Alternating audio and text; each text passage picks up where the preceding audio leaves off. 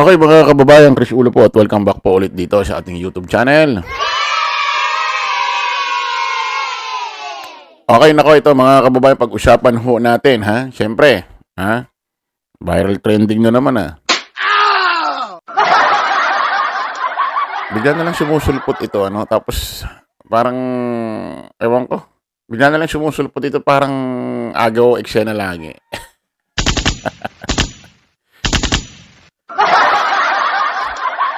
Okay, ito mga kababayan, mga kanalays, pag-usapan ho natin itong kilala, sikat ho, ha? Na senador na kung saan ay pinakamaraming nakuha hong boto, ha? Ng pagka-senador noong 2022, ha? Ito yata ang may hawak ho yata na pinakamaraming nakuha ang boto ng pagka-senador sa kasaysayan ng langit at lupa. Walang iba, palakpakan natin, Senador Robin Padilla. Ito ha mga kababayan ha, seryoso tayo rito ha. Respect ho natin yung kanyang statement, privilege speech dyan ho sa Senado ha. Respect natin mga kababayan. Nagsalita na ho ha, si Senador Robin Padilla patungkol ho sa ikinamatay ho ng kapwa niya Muslim or Islam ha, na presidente ho diyan sa bansang Iran. Kung matatandaan nyo, nung nakaraan ho, ha, namatay ho sa gera yung presidente ho diyan ng Iran dahil ho sa ginawang missile strike ha, ng Amerika sa pangunguna ho ni President Donald Trump. Una nga haka-haka lang talagang namatay itong presidente ng Iran, pero hanggang sa kumalat ho yung larawan na talagang siya wala ng buhay. Respeto ho natin yan. At ito, pakinggan ho natin si Senador Robin Padilla, mga kababayan. Isang religion. Isang religion. Mga panawagan ng kapayapaan na walang katarungan ay nakakasakit po ng aming mga damdamin.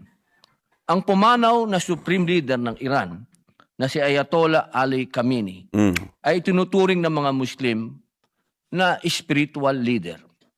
Hindi lamang po siya isang matatawag na leader ng isang bansa. Spiritual leader po. Kung meron po kayong tinatawag na Pope, meron din po kaming tinatawag na spiritual leader.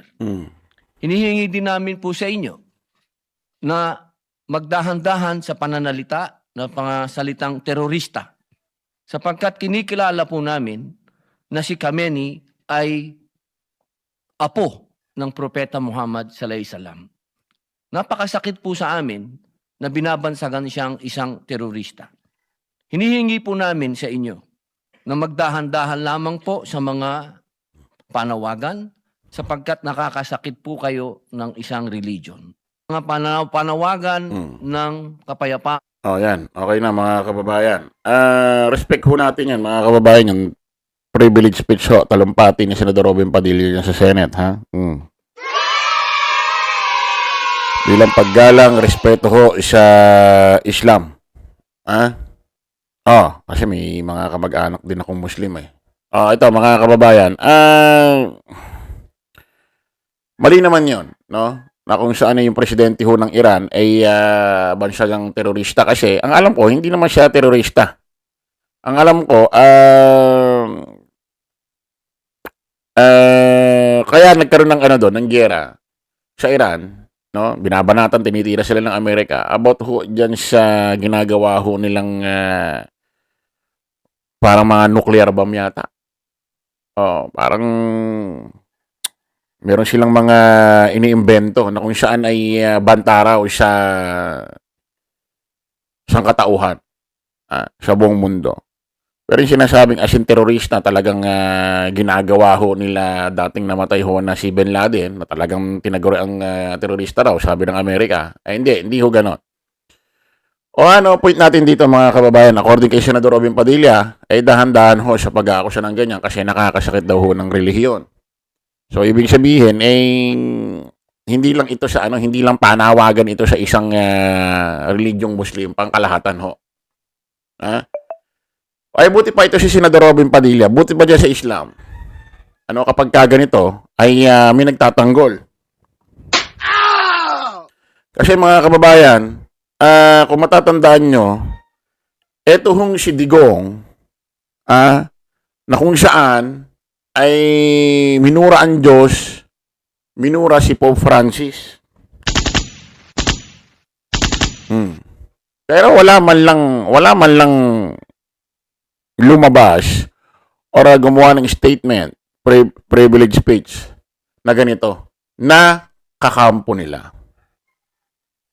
Para maramdaman naman ng Pilipino na kahit kaalyado ni Digong, kahit kaalyado ni Duterte, ay kinritisize siya ng ganun para malaman ho natin na talagang sincere sila pagdating sa kahit kakampi nila ay mali.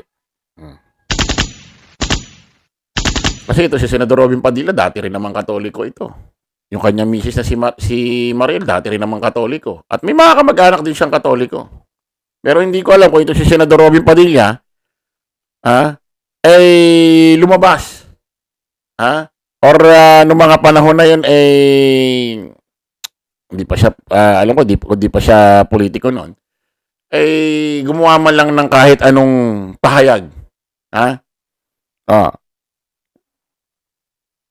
Kasi nung ginawa ni Digong yun, wala man lang, kahit yung mga didisit yata, tuwan-tuwa, no? No? Pakinggan nyo ho ito, mga kababayan.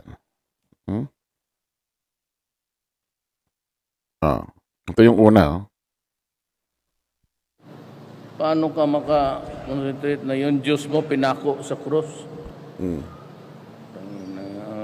Nakakawala ng bilib. Ako ang Diyos tapos ipako mo ako? Putang ina. Sabihin ko, lightning, ubusin mo ito, sunugin mo lahat ng mga irihis. Ang pinupunto ho rito ni Digong, parang Hudyo na rin si Digong, ano? Kasi naalala niyo, di ba si Kristo nung nakapako sa krus? Tapos may mga Hudyo sa baba. Di ba, na sumisigaw. Kung talagang Diyos ka, ba't di mo iligtas ang sarili mo? Ganitong ganito, no? Minamalit, ina-underestimate, may dahilan kung bakit pinabayaan siya ng kanyang ama. Diba? Kailangan niyang tubusin ang kasalanan ng mga tao nung panahon na yon.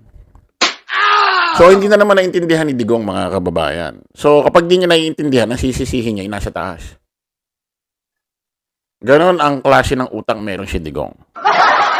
Pag hindi niya naiintindihan ng bagay, isisisi niya doon sa taas. Sa Panginoon. Ito pa, Di ba ganon? Di ba pag nanonood kayo tuwing mahal na araw, nakapako si Kristo sa krus, tapos sa baba may nangiinsulto sa kanya. Ganito. Di ba? Nakaroon ng Diyos. Di ba dapat, tulungan mo sarili mo. Lightning, sabi niya. Ito pa, Ito pa sabi niya. Who is this stupid God? Stupido talaga itong putang akong ganun. Ako po. You created something perfect. And then you think of an event that would tempt and destroy the quality of your work. Who is this stupid God? Stupido raw ang God kasi hindi na naman niya naintindihan. Kaya sinisisi na naman niya sa Diyos. Bakit? Ang pinupunto niya rito, si Eva at Adan, gumawa raw ng something perfect, tapos ikaw rin daw ang sisira. Biro mo, no? Kino-question mo ang may lalang. Hindi na naman niya naintindihan. Nung mga kababayan, ano ba yan? Tanda. Nakarating na sa ganyang edad mo, hindi mo pa alam istorya noon, kung bakit ganon. Ang Panginoong Diyos ho, mga kababayan, after ho gumawa ng langit at lupa, nagpahinga ho siya. Bago ho siya magpahinga, ay nagbilin ho siya kay Eva. at Adan na huwag kakainin ang bunga na yan. Then, nagpahinga na ang Panginoon. Kumbaga, binigyan niya ng free will si Eva at Adan na kung susunod sa kanya o hindi. Kinain. May free will eh. May free will. Nagbilin siya eh. Diba? Hindi naman gumawa ang Panginoon ng tao tapos gagawin niyang, ikokontrol niya na parang robot, parang puppet. May free will tayo. Parang ngayon. Nasa atin kung magpapakasama tayo, magpapakabuti. Nasa atin kung lalakad tayo dyan, kakaliwa tayo kakanan. Nasa kamay at hakbang natin kung saan natin dadalhin ang ating buhay. Hindi tayo kinokontrol ng Panginoon. May free will tayo. Ganun yun. Hindi mo na naman naintindihan. Ngayon, hindi mo naman naintindihan, sisisi mo sa Diyos. Anong klaseng tao ka? Tuwan-tuwa pa mga didisit nito.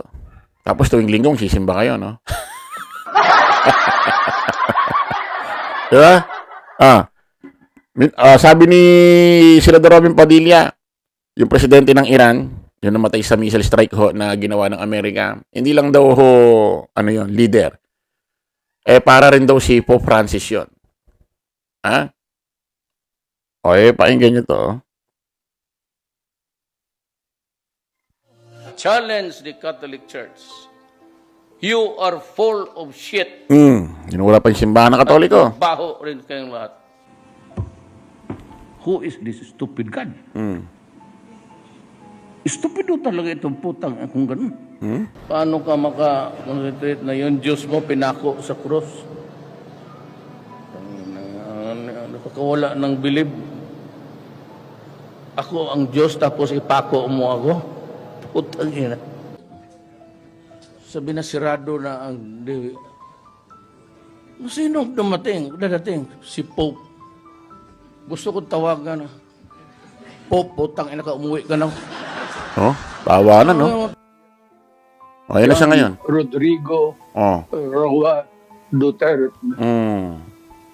Thank you very much.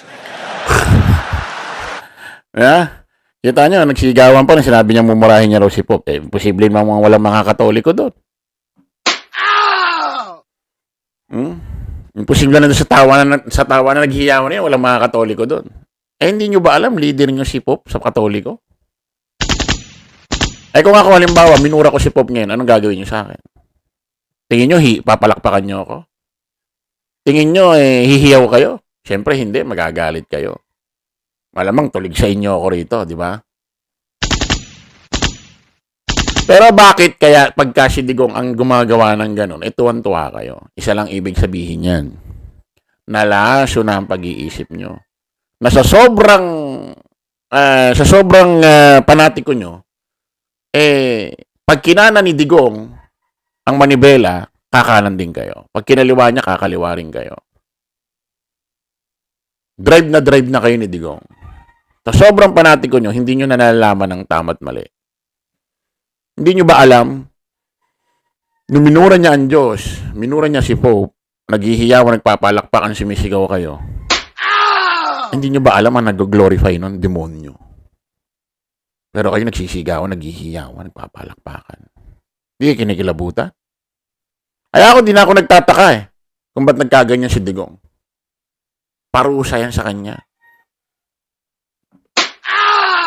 Sino mga Katoliko rito solido? Alam nyo ang mga kwento di ba ng Biblia? Napapanood nyo? Lahat ng humamon sa Panginoon. Ano nangyari?